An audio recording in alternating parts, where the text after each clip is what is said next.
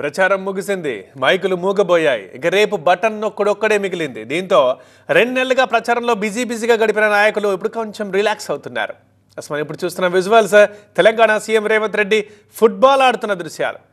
Revanth Reddy Hyderabad central యూనివర్సిటీకి వెళ్లారు. ఆ యూనివర్సిటీ స్టూడెంట్స్తో కలిసి ఫుట్బాల్ ఆడారు కొద్దిసేపు.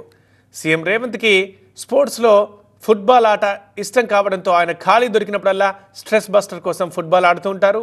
ఇప్పుడు కాస్త రిలాక్సేషన్ కోసం అలాగే సెంట్రల్ యూనివర్సిటీకి వెళ్ళి అక్కడ ఫుట్బాల్ ఆడారు స్టూడెంట్స్తో.